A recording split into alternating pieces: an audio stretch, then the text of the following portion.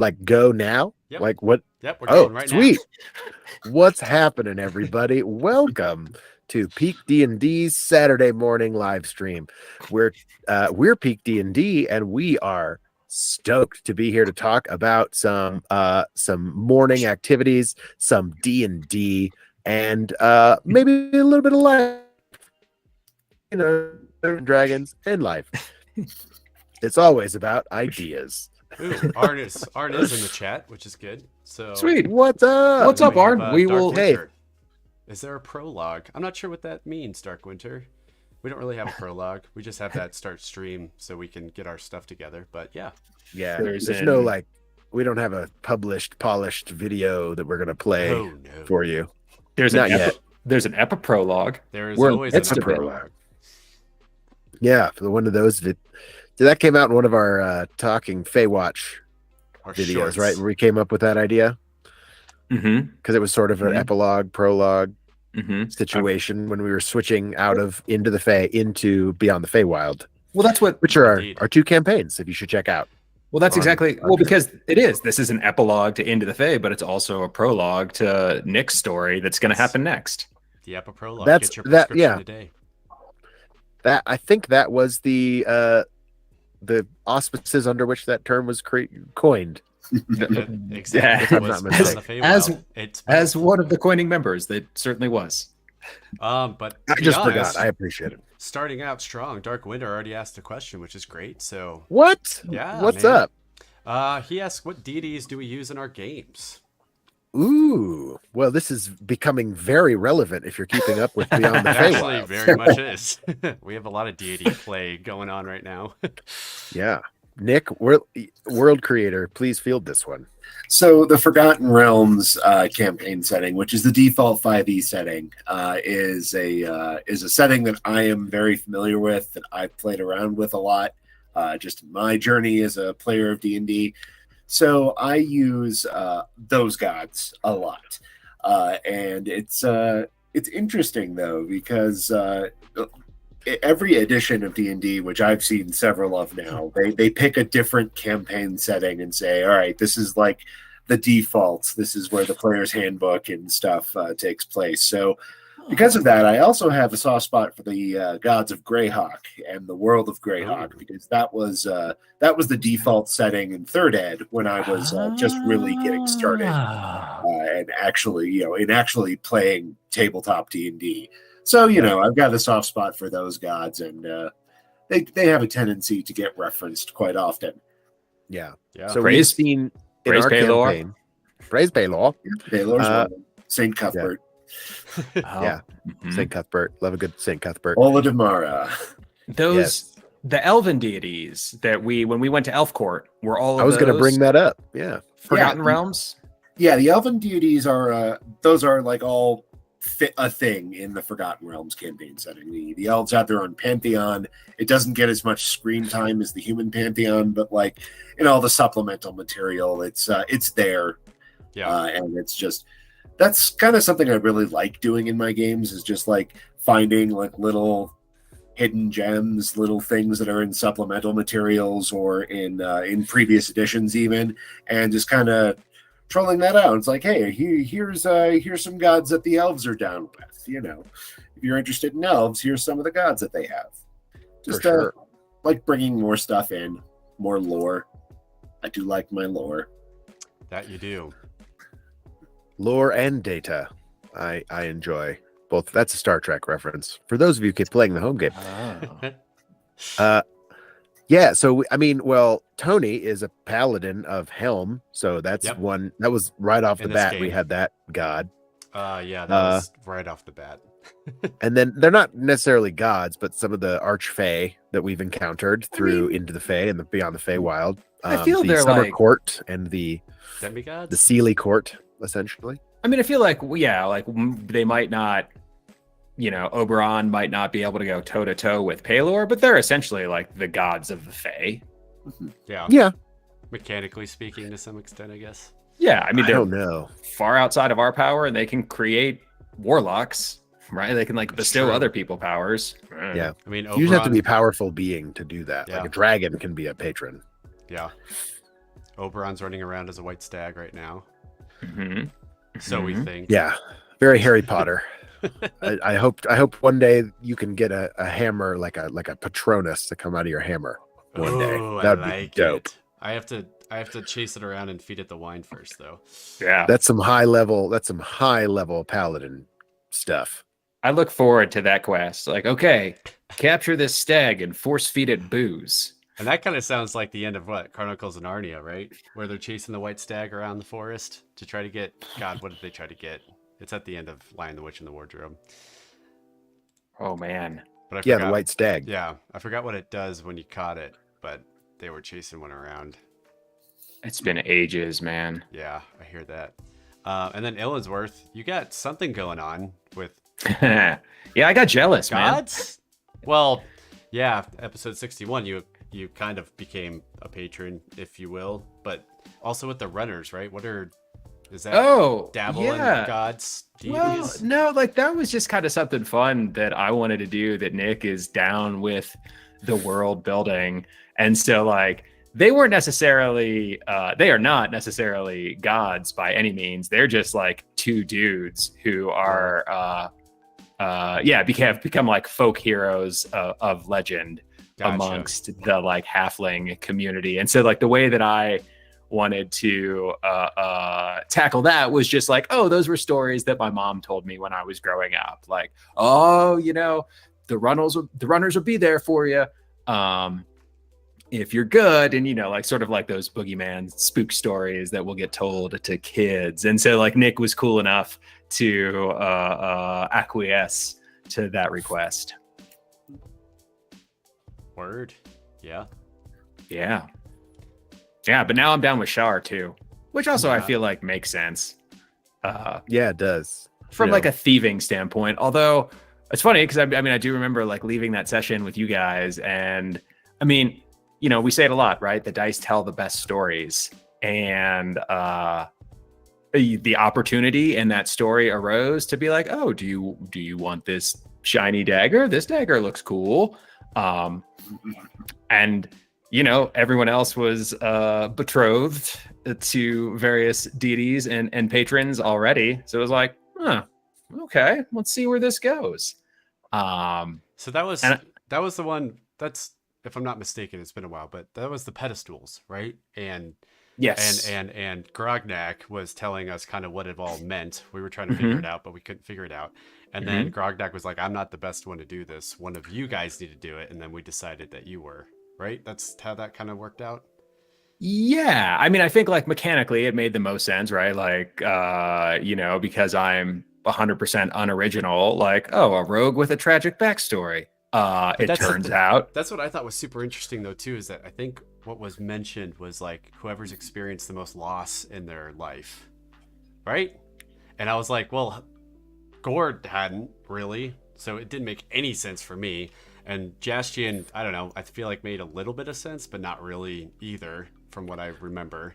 But I was like, yeah. You are built on a tragic backstory where you lost your family. Like that makes so much sense character-wise for you to take this, for you to become the patron, quote unquote. Jastian wasn't a good choice because he can't lose something he's never had. You know what I mean? Yes. Like Exactly.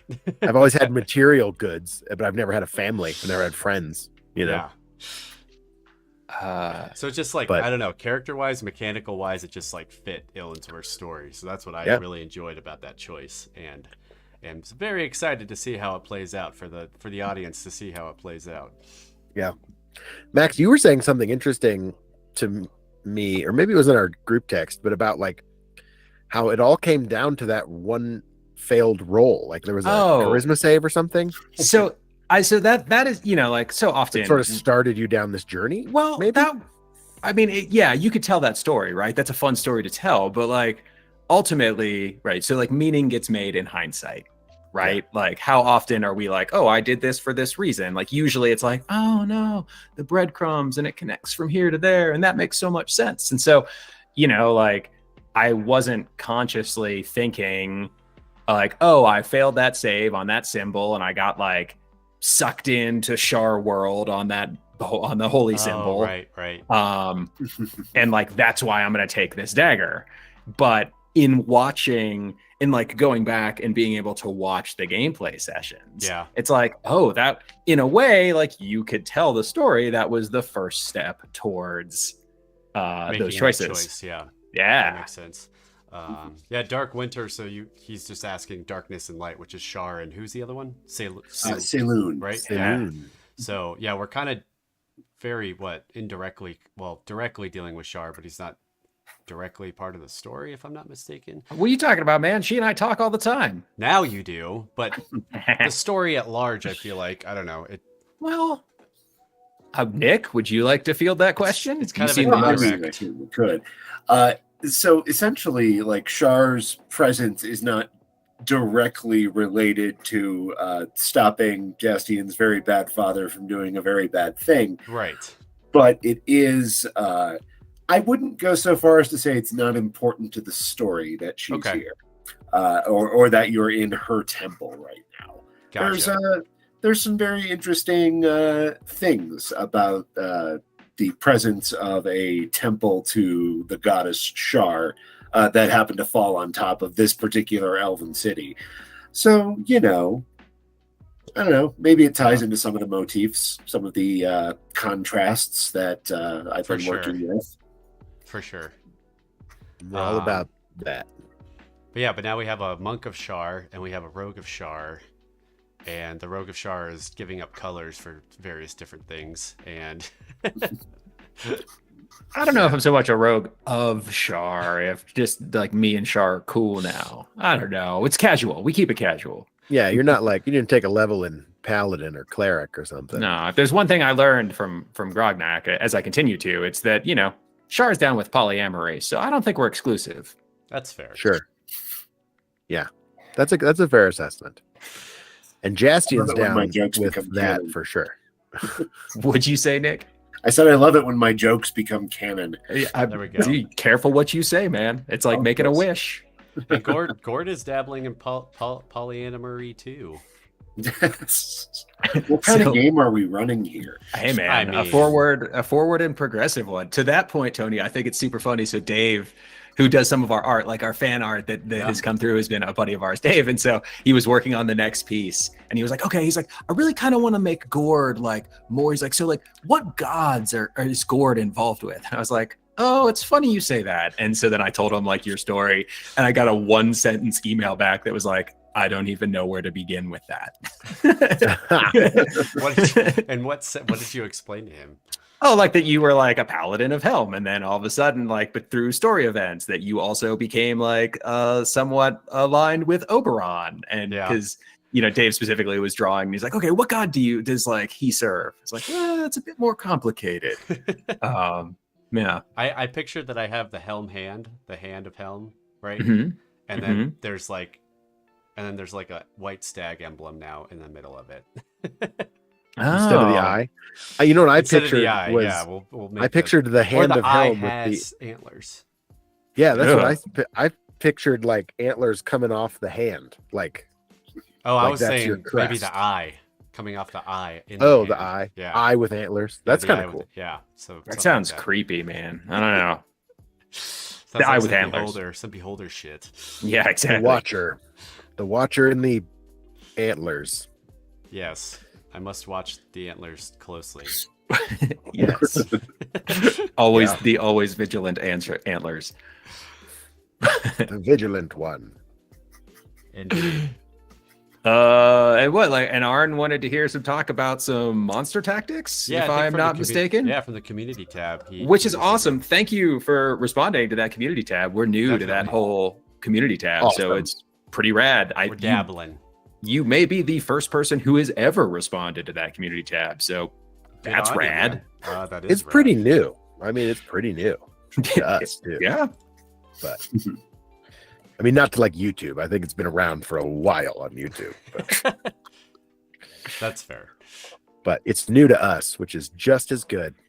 I mean, as the perpetual player here, I mean, the one thing I will say, and I like Nick, you do a marvelous job with Lionel Lysanthier, but like giving that big bad the means to escape, whether it's, complete Yeah. and utter nonsense, and like you just totally Sucks. make it up and it's like some divine power and completely Deus Ex Machina. Like it's such an important aspect of building that antagonism toward the antagonist, right? Like you need to have those repeated encounters to like actually where you get beaten one way or the other. Yeah, that's the real trick. It's like if you have the coolest antagonist in the world and you have like the most awesome boss fight plan, it's still only one encounter. And that's really hard to work with sometimes in a narrative sense because there's an emotional journey that we go through. And ideally, by the time we go up and we punch the bad guy in the face really hard, we should really, really want to punch that bad guy in the face. And it's hard to do that when you have an antagonist who's just kind of, who doesn't put himself out there and who hides behind all the monsters. And so I like to find ways that we can meet the bad guy before we have our big dust up. But of course, the risk to that is that the party could corner him and kill him before you're ready, which is not always the end of the world. You can roll with that if that happens, but you want to take precautions, and that's partly where the tactics come in. When you have like a human brain on your antagonist, you can go, all right, is this guy going to is he coming to play, or is he going to taunt the enemy, or is he going to scope out the situation? What is he coming there for? And you can kind of tailor his tactics around that. That's not going to work with monsters, for example.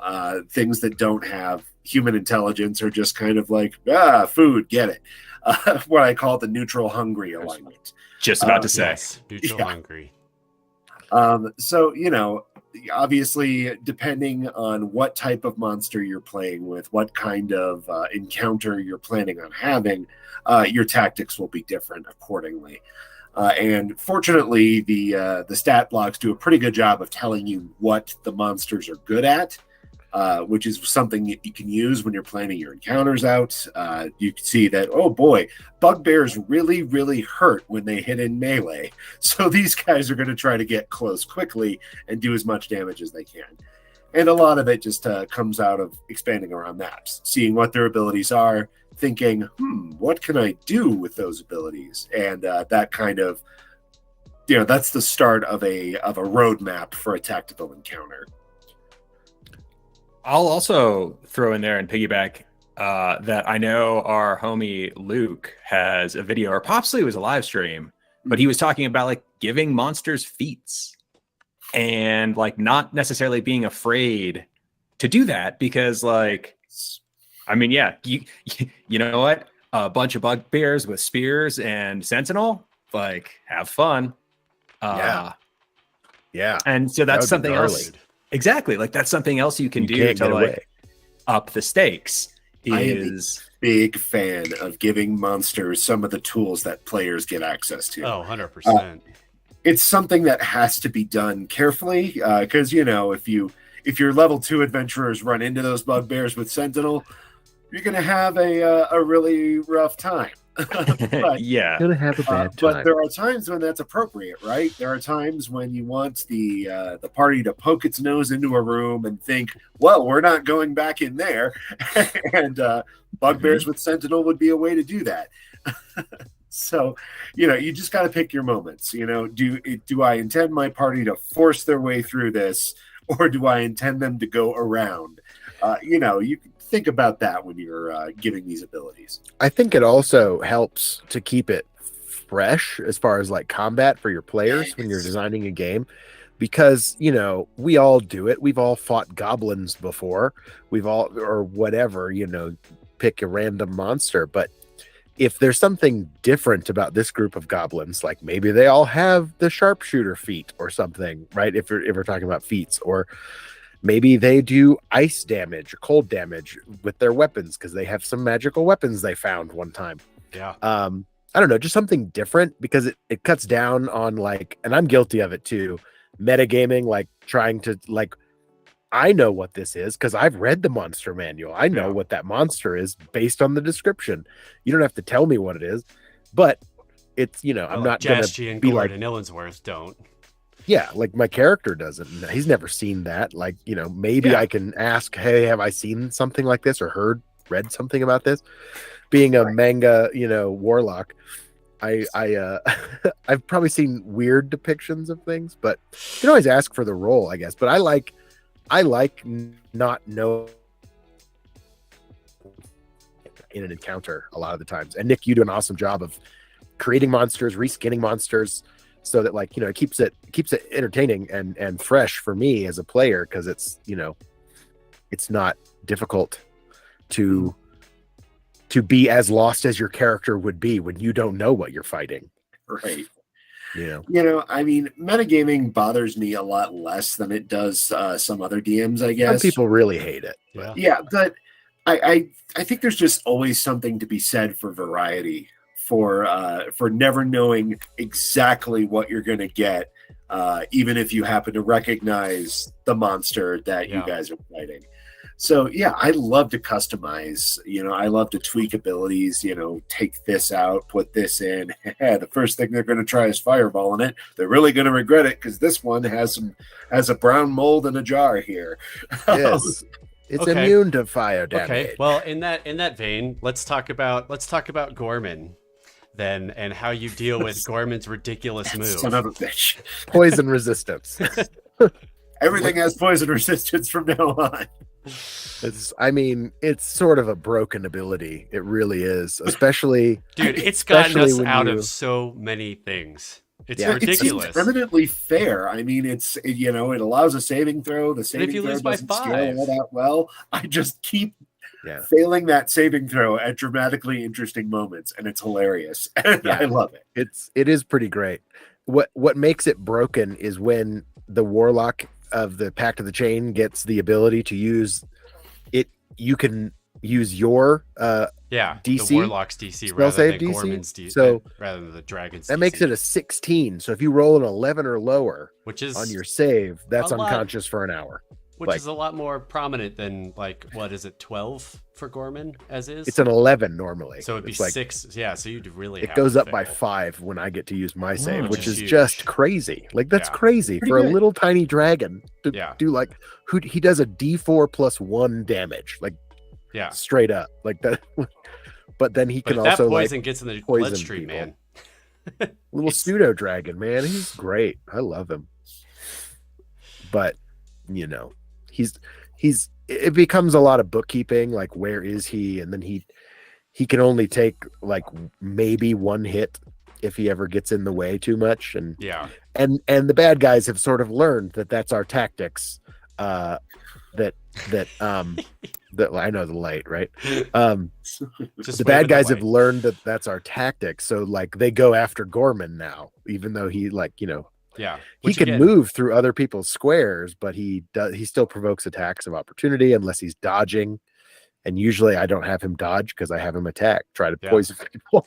Which again, monster tactics, right? Especially if we're fighting a big bad that keeps coming up, like Lysanthier and his cult. Word spreads through that cult or whatever that hey, they have this dragon that puts you to sleep. You should watch out for that.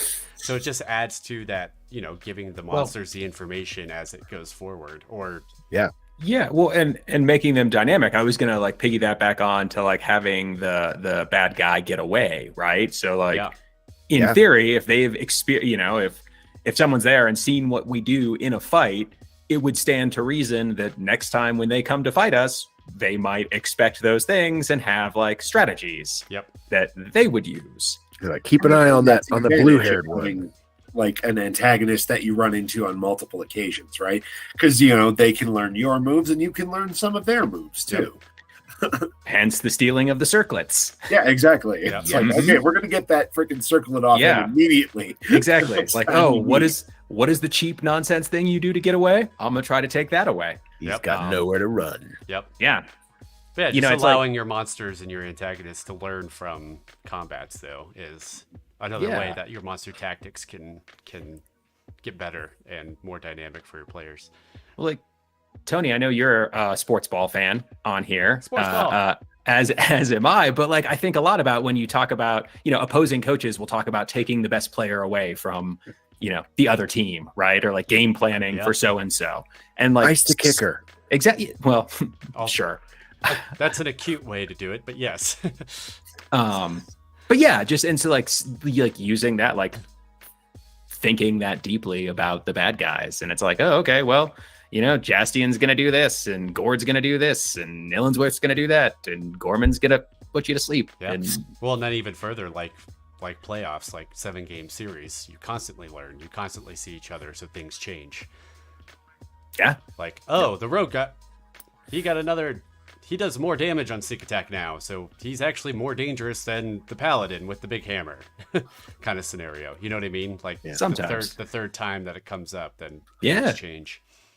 It's like, But there have been a few things where they like keep an eye on you, Max, like because they know that your rogue is like gonna sneak and hide and jump out of the shadows. So they're like they've teamed up and kept you busy so you can't get away. yeah. But now that you have a broom, like I mean, The broom of flying Broom of does flying. make that trickier. yeah. The brew of life, yeah. A lot of things have made that. Like that's again, whether Illinsworth's descent into the darkness has been good for him, a healthy choice for him. I am far more capable of doing things now. Like I have access to more abilities and powers that have made me more annoying, I would feel say, like- for bad guys. yeah. I feel like when all this is all over, you're just gonna go work at a Hot Topic, and and like I don't know. Interesting. You talk about your like descent into darkness, and I just picture you like in the morning with like eyeliner, like okay, let's do it. I mean, I don't. All right, let's go. But this is the Join problem. the man. darkness. See, no, because the more I join the darkness, the less I will feel, and I feel like that's contradictory. true. That's the trade-off, right? And that's a beautiful arc for your character. I love that like internal conflict that you have. We'll see. Yeah, it's funny because I often will think, well, it's just funny. It's cool that things get to change. It's one of the things I love about this game because, like, at no point did I anticipate making that choice and having those things happen to Illinsworth. But like previously, I was like, oh, what am I going to do after this? Like, ride off into the sunset and after this journey and blah blah blah. Like, what's Illinsworth's story after this? But now, like, oh, maybe that story has changed from what I thought it is. And that's super fun. I agree. No, Good. we've Solid. all changed. All of our characters have changed over Oh, the yeah. course of 60 episodes. And there's- and it's fun getting towards the finale because I feel like there's been some and they haven't come out yet, so we're not going to talk about them too much. But these character arcs are like sort of coming to a peak.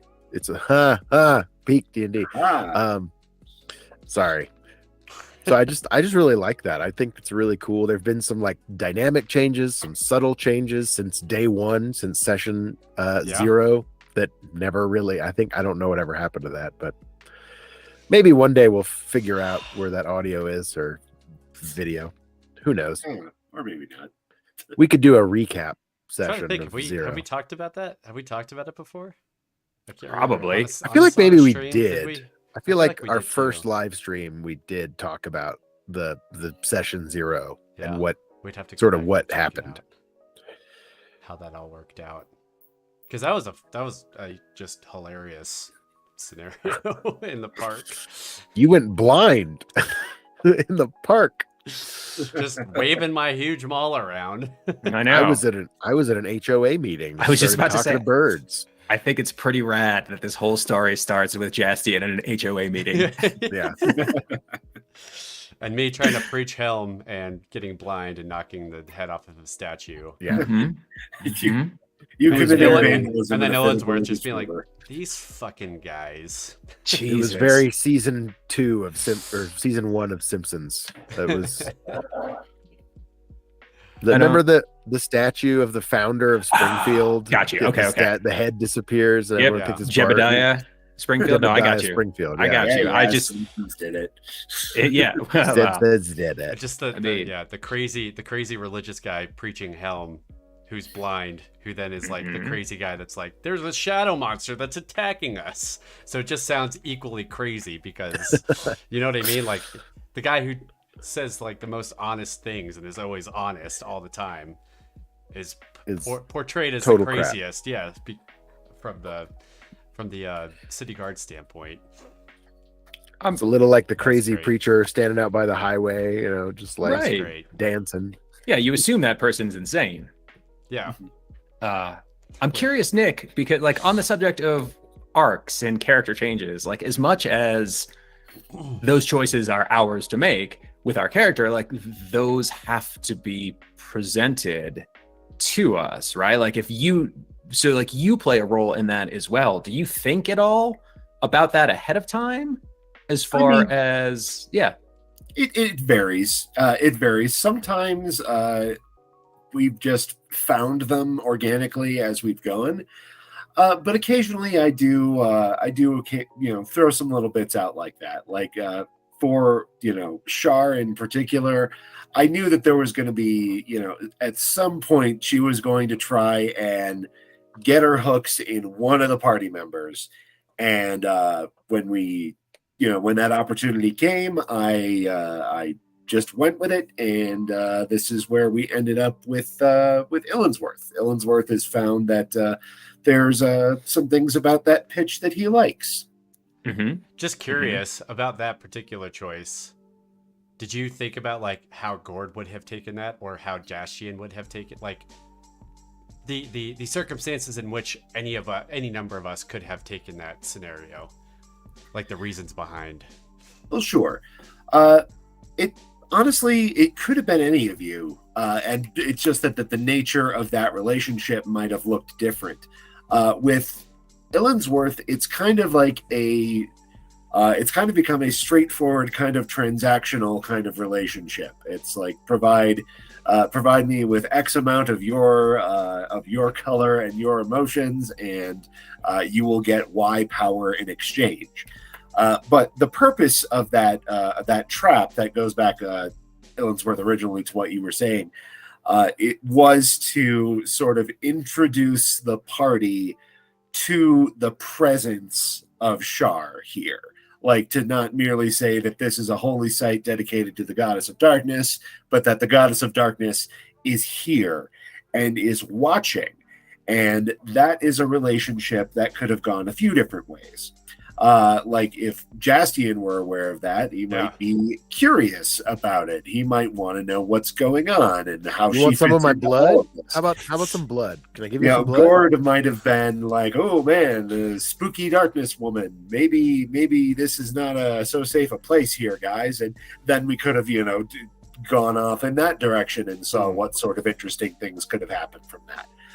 But it's, I like to have like these figures in the universe who have their goals, who intersect with the party, and how you guys respond to their presence, to your benefit or detriment, is sort of like where I get interested. So I'm less interested in outcomes and more interested in opportunities. That something interesting will happen here if we have X, Y, and Z happen, or if these two people meet. So then, from a planning standpoint, which indispensable, plans useless. Do you like how far thought out are you in that, Nick, as far as like the opportunity versus the outcomes?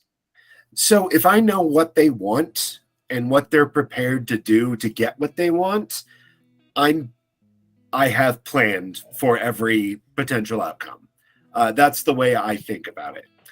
Okay. So as long as I can if I have a one sentence idea of what this character wants out of their interaction with the party, and some sense of what they will try to do to accomplish that one sentence thing, then I'm pretty much good no matter what you guys do.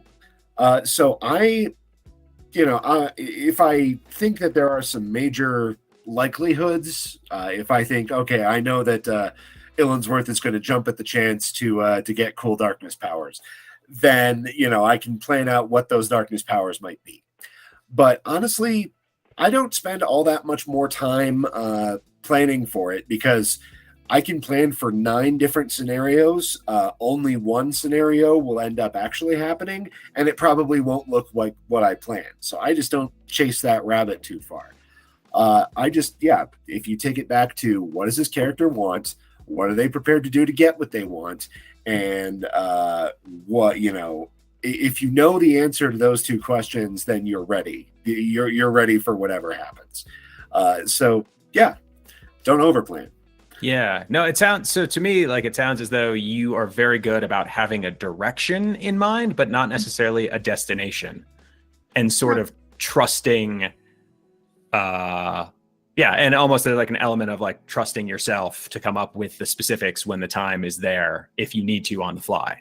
Yeah, I mean, I think on the fly is sometimes the best time to come up with that, because it responds organically to what's resonating with the player. If I find out that Char's got a really nice pitch here, that seems to really be resonating, I can lean further into that and have her deliver more on that, or fail to in interesting ways.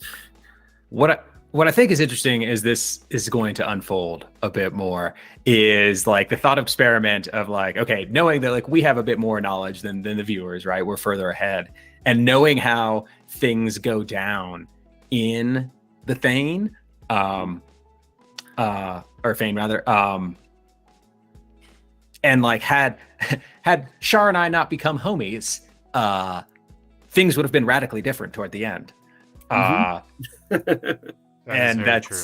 that's just, you got some freebies, as opposed to having to work really hard to make certain things work for you, or to make them work for you in ways that didn't horribly blow up in your face. Yes. So, part of that ongoing relationship. Oh man, I can't wait till we get there in episodes. I'm so excited. Yeah, I need to I plan still out like when they all come out. I still am July. like, oh my god, I can't believe that happened. Yeah, But so good. so much has happened since the last episode. I know, which was, I forgot what number it is. 61. 61. I was gonna say we just got past 60. Yep, It's crazy. it's insane. And I think, we're probably gonna wrap up at 75. No, 67. 75. Is that what we just did? No, We just sorry. did 65. Sorry. I just had a random number, Yeah, apparently. you did. I don't think we have 2 Yeah, more episodes. we're guessing. to film. I just said a random number. Yeah, that's cool. Yeah, no, 84? Sure. Sure, something like that. So we'll 66 is what we just did. 67 6. So 68 arguably might be the last episode. might be the finale episode. Might. Possibly. There might be an epiprologue at the very another like. It would be a epa prologue. Yeah, I feel like we should go to like a nice even 70. Like do 2 more. I don't know. episodes. 69 has a pretty good ring to it. Or just I'll double the 69. hit points. Nice. Curse your lawful alignment. No, I'm chaotic enough to be okay with ending on 69. That's 69 is as lawful as it can come. Are you kidding me? yeah. Jastian is down for that. Exactly. And that's a way that D&D affects real life too. Like because Jastian's okay with it, I'm okay with it. Oh, got you. Got you. Was not with you in the first half of that. I was not seeing how X led to Y. Oh, Just nice. align with the character. Align with the character. I would, for selfish reasons, like to steer this conversation in a slightly bit of a detour. Oh, let's do it. For you, Please. Tony, I'm curious because Ben and I kicked it and had some breakfast yesterday, which was great. It's good to see you, buddy. You too, bro. But we were talking about there's like 2 lines that got like the last exchange between you and Nick in the sketch didn't make the final cut. Oh, yeah. And we were just curious about that choice, man. If that was 100%. something.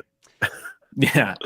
where you guys 100%. fudged the roles. So I'm curious, like, what, if you would speak to what made you choose to omit it. So yeah, changing. Yeah, so the sketch we did with Luke, we just had one, and it was which one was this again? Sorry, the distracted player. That's what it was. Correct. Yeah. Which you did, like, dude, seriously, a fantastic job on the editing. Like, oh, thank you. Awesome. No, yeah, like, chef's kiss. After the Loved last, it. After the last, I don't know.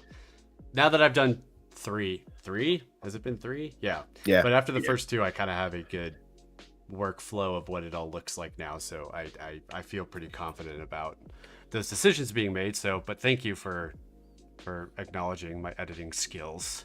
I'm getting there. So I would say, to me, that choice was organically made, and it wasn't made. I edited to the end, and I had the like wink at the end. I was like, oh yeah, that's it.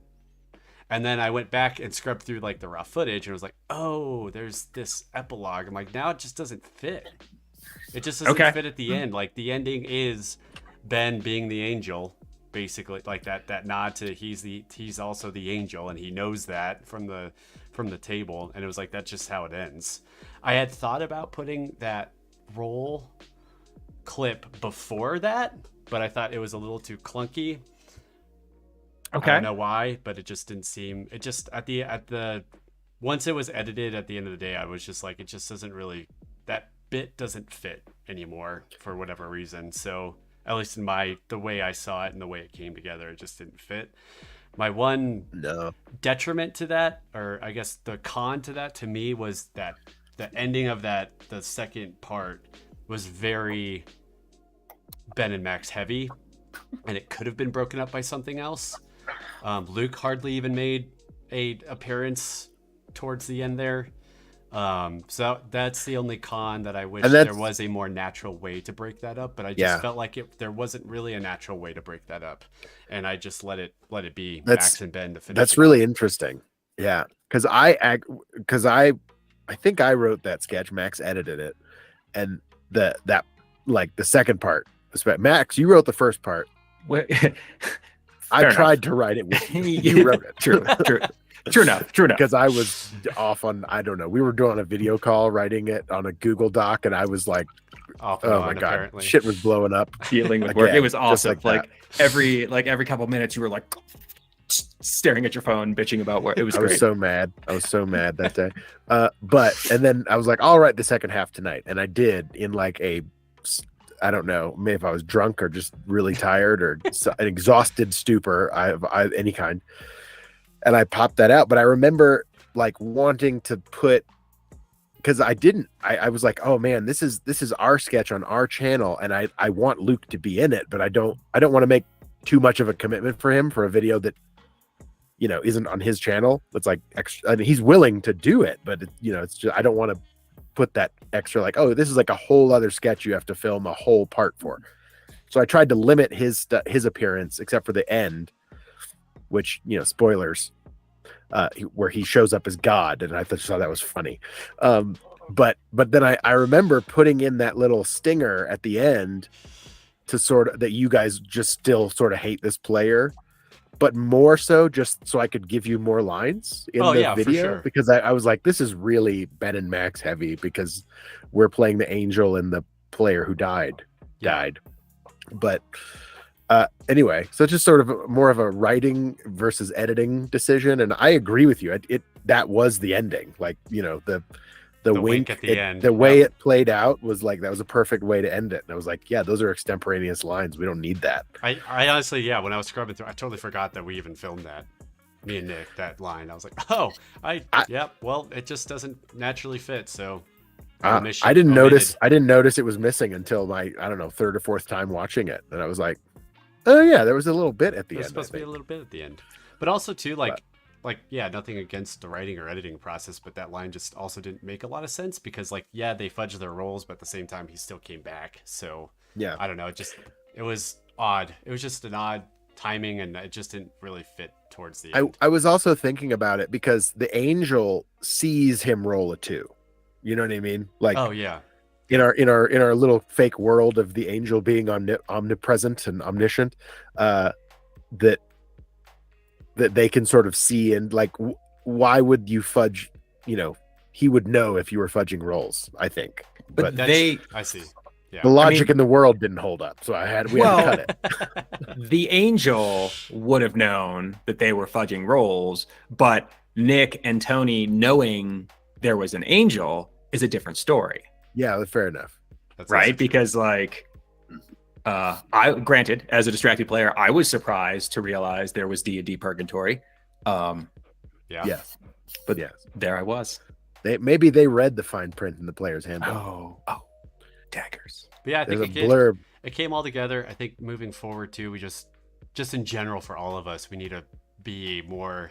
I think we do better every time, but we need to be more cognizant of B-roll, because I feel like me and Nick, like we had so few lines, which is fine, but at the same time, like when we were done with our lines, we didn't film enough B-roll. Like we didn't have a surprised face of when you got back to the table, which would have then broke that up a little bit more. So we're just on screen for a second, but like we just didn't have enough. So we just need to, like, from filming standpoint, once we do it again, just be more cognizant of all of the lines and like Look at just us. reactions to all the lines and all that stuff. Gaining levels and sketches and stuff. Yeah. Having said that, though, I have no problem with it being Max and Ben heavy. That last one, I think it worked. It was totally fine. I did the editing I could to break up,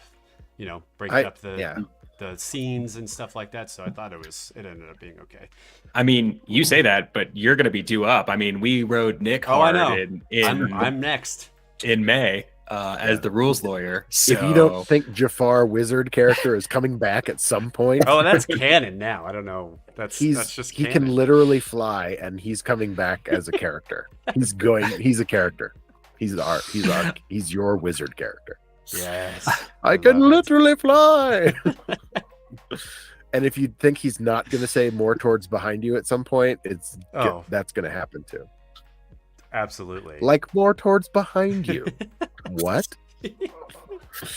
Speaking of, I had an idea. Excuse me, I'm casting for Fireball. another sketch. Where should I move? Well, more towards behind you. Yeah. Well, I mean, don't we know can... maybe we'll talk about it after the stream, but I don't know. I had an idea, but Secrets don't make friends. Yeah. We still got to film our half of the next one.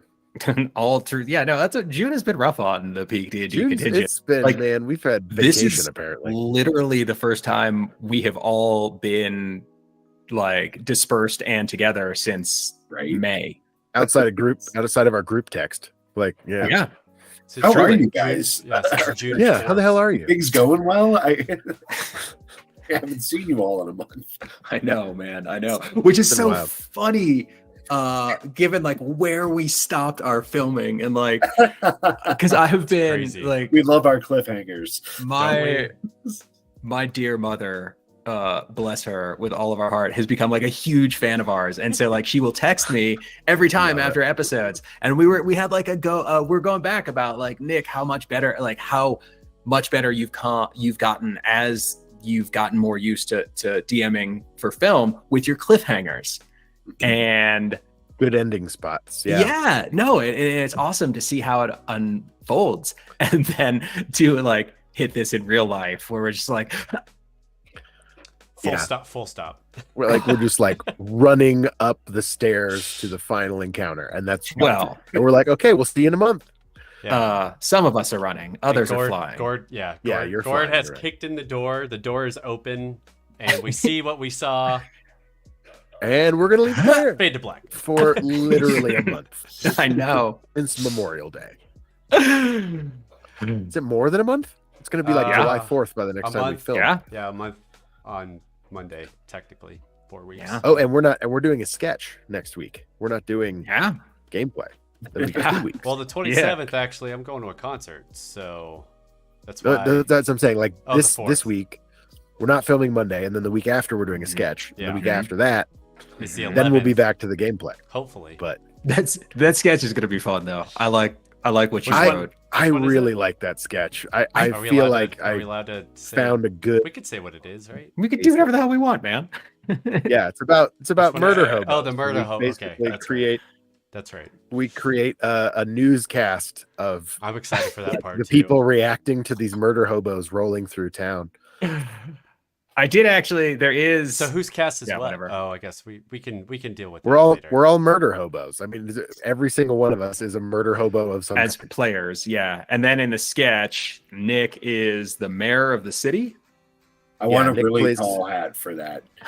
I guess Yes. my question was: is there a heavy part written for one of us, or is it pretty This- even this Ben. time? This one's pretty even. I tried to be. You're the through line though, because you're the reporter. Oh yeah, that's true. I guess Okay. it is a little. So more like me. we all get interviewed as various people. Like Tony, I think you're gonna like your part. Nick, I like Probably. his part. I love all my parts. Yeah. I get to reprise role, which Is- will be is- fun. Is Jafar Yeah. Wizard coming back at least in the first sketch? Is he a murder? Not in hobo? this one. Oh, Mm-mm. Not in this Mhm. one. he's not a Although fireball murder hobo. If your thing Oh, is just we wearing don't that wanna stupid overuse hat, yeah. If you're just always wearing that hat, no matter what, I think you play a rogue in this one. Oh I jeez, don't- I'm all over the place. Oh I yeah, don't know if you're a I wizard. don't remember the classes in like the first part of the sketch. Gotcha. It's more motivations than classes. It's more like you want you want to start someone wants a fight. Oh, you want to start a fight in the tavern. That's what you wanted to do, I think. And then Tony, and then Nick. Word. Somebody wanted the treasure in the where we end up in the temple. Someone was going to do that, and then somebody's just like, I'd kill everybody. It's very murder hobo-y. It's just like, and it's just like, the circumstances by which like anybody else walking into this situation would have been like, oh, what a lovely little hamlet, what a cute village this is. And we're just like himbos rolling in to be like, what up? well, and the reporter's Can't just be going to be himbos, great. Ben. It's an We can't be important himbos. component of himbos that they have to be nice. Oh yeah, I guess that. What is the word? Bros. We're just bros. There you go. Tech bros. We're like murder bros. Are we just frat? Are we just a fraternity that just? Are we murder ho bros? Can that be the maybe that's the name of the Yes. sketch? Murder ho bros. bros. Better get the trademark on that. TM PeakD&D. I don't know. I feel like that All could rights reserved. that term can be taken in lots and lots of ways. But Yeah, a lot. But then it's gonna be great anyway. to like do the journal the reporter thing with the people of the town. I think that's a cool point of view of like, oh my god, they just came in here and just started killing everything. One thing that I kind of like about the sketch, and like shout out, like Ben, you have been awesome at writing these sketches, man. I think you're so much better at it than I am personally.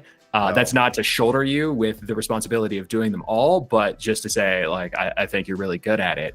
I like that there has been there's morals to the sketch, right? Like if you like checked out the comments on Luke's channel, like people despised my character for being a distracted player. Yes. Thank And God. was glad there were consequences to it. And Yeah. so I like that these are like little parable type things of like that we were putting together with some humor, because it's like, oh hey, the consequences of your murder hoboing ways delivered to you via newscast. Yeah. Yeah. So it's kind of fun. Although I did think about so Luke and Max had a big chat. We're closing in on our time here, so I'll end with this little story. So I had this idea anyway.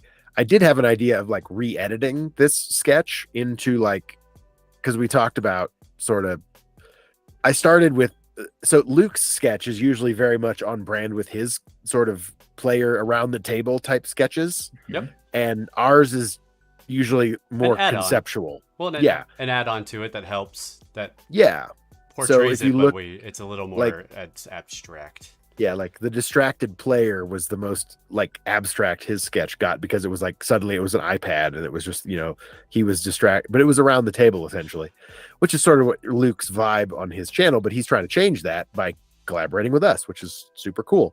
So, but I was like, maybe we could intercut the two Oh, I see. to be like around the table and the newscast at the same time, which might be too conceptual, but I was thinking like you could intersplice them together. But I was like, it might be too late to do that at this point. But maybe we revisit that idea in another way. From a try logistical that. standpoint, I think it would be a little too late.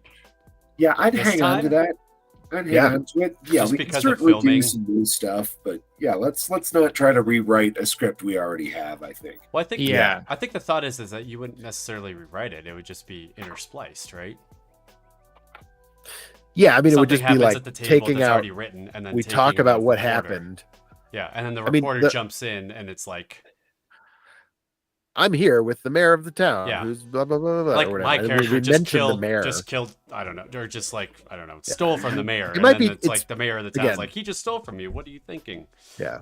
Much like our characters and meaning is assigned in hindsight. Hindsight is 2020. So maybe if I had I would Well, say thought though about that idea is we should do that one all in house, as in I edit all of it.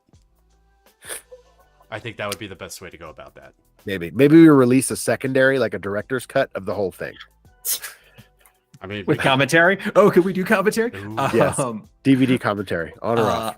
what was I going to say? I Oh, was so drunk when we filmed this. I mean, for the true story. Ben couldn't I would stop know. laughing off camera. and Tony was hungover filming it because that's usually my MO. I agree with Nick. I think that like Ben, I love where your heart's at, and I would love to see that concept get played out in a script that was Built designed that, for it. designed for that, Exactly. Yeah. As opposed to like trying to retrofit For sure.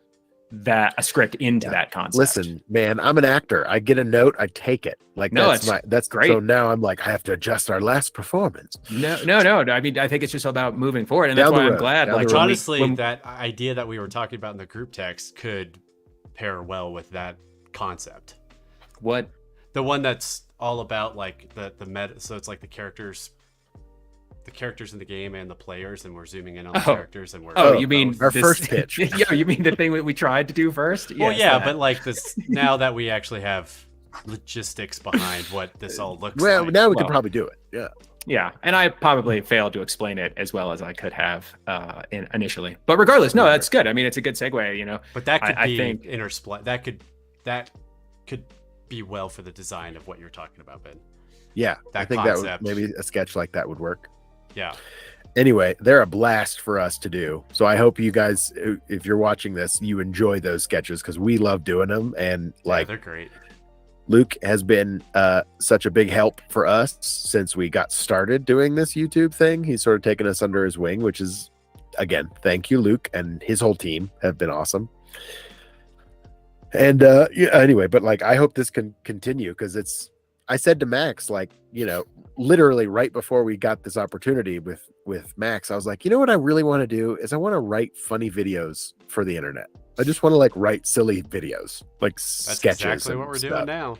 you're living. And now we're writing sketches with you're like living one your of the dream. largest D&D YouTubers on the YouTube platform. Yeah, great. definitely like top 10, I would say. Top He's 20 definitely for top sure. 10. It's crazy. I mean, there's bigger channels, but I mean, he's over 100K, and there's not too many in that tier, that level.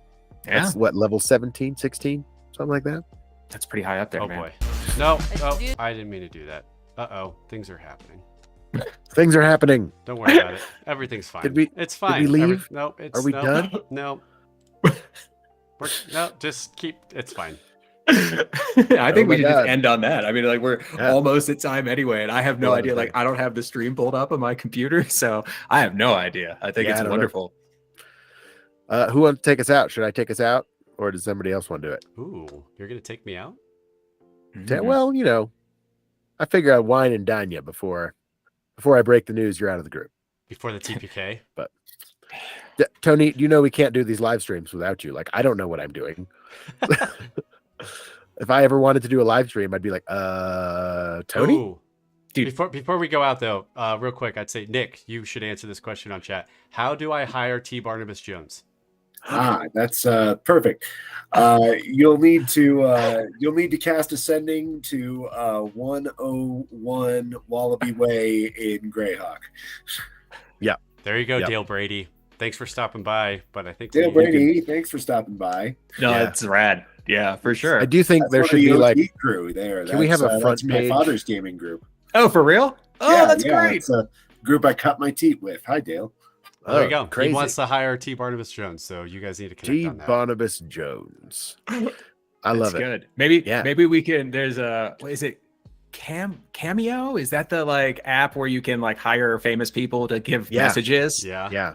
Maybe we can put T. Barnabas Jones on there so people can hire you for specific rules, and then you could just record like videos and just be like, they can play for their DM. That would be amazing. Be like yeah. I might. Hey, that's an idea. Let's do it. You're going to be able to Let's do see. that. You're going to be able to hire T. Barnabas Jones. To argue that means we're whatever gonna have to do rules a below. TikTok.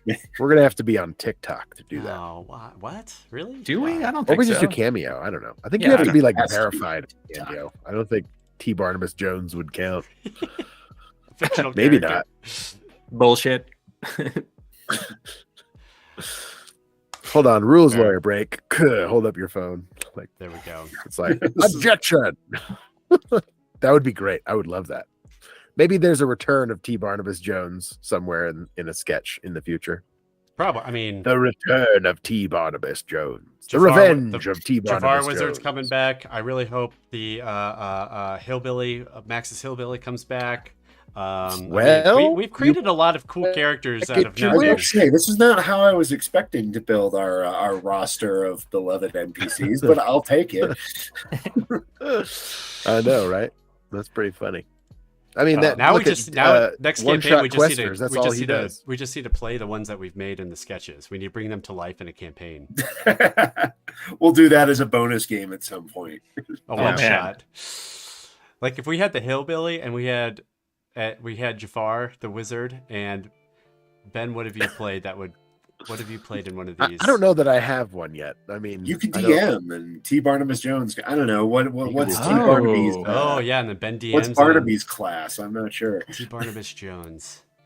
Well, something with charisma, that's for sure. he's a cleric or he's a paladin of litigation. Yeah, Paladin of Justice. Paladin of bureaucracy. Oh, God. So now, do we have to make another oath now? We have oath of a self-destruction. Now we have to make another oath for litigation. Oath of ambulance chasing. I love it. With his sort of red tape. I love it. No, I feel like you could cast red tape as like a cantrip, and it would Yeah, it would right, wrap people up. Yeah. and That's how you do cause hold them to miss person, their it just turn. ties Like, them up in yeah, red it's tape. probably a save or suck versus restrained. Yeah. Ooh, Yeah, you could but- you could also cast hearsay, where just like the verbal components of spells don't work. Yes. Oh, It's a yeah, reaction, so you can just interrupt Counterspell somebody. could just be objection. Yeah. Yep. Yeah, and like legalese, where like people would have Oh, to make man. like some sort of intelligence check to like cipher through. Let's see, the objection, meaning of objection things. could have a bunch of No, it's great. subtopics. Objection I could have a love bunch it. of Reliable. subtopics. Like an intelligence check to see if you get a saving throw. An intelligence save for the charisma save you need to make. Finding arbitration. Amazing. I love it. Well, I know what our next project's going to be. Our next PDF, Class, just a rules lawyer class. Yeah. rules lawyer class. The class of the rules lawyer. I like it. It's wild. It's wild. I mean, there's a little bit of like wizardy aspect to it too, because of like, legal books and research and all that stuff too. So maybe it's a wizard Some bard. Yeah, I don't know. school of litigation. I don't know. Schools. It can go in so many different directions. Yeah. So many I different don't know. directions. Well, I guess should we wrap this up today, friends? Yeah, Hey, because thanks Ben's got to y'all go back for to work, and I got to checking go it out. drive to play D&D. Yeah, I gotta go back to work. It's lame. Well, hey, thanks so much for checking out our live stream. Hey, if you enjoyed this video, or if you liked any of the other videos on the channel, make sure you subscribe to PeakD&D. Hit that like button, leave a comment below with a question for another live stream. Just generally please the YouTube algorithm so our YouTube daddy is happy.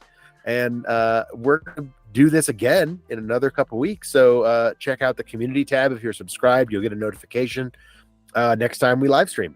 And check out all the videos every week. I just wanted to bring down the lights for a second, I like if it. I could. It's good. And just, Sentimental mood. I like it. Just I say, dig hey, it. thank you so much for all you do. You're the reason we level up here at PeakD&D by subscribing, and we're well on the way to level 3 Yes, we are. YouTube class. So we're very excited. Thanks so much for joining us. See you next time, Internet. Have a good Bye, everybody. weekend. Bye, internet. Bye, Internet. Bye, internets. I That was love you so awesome. much.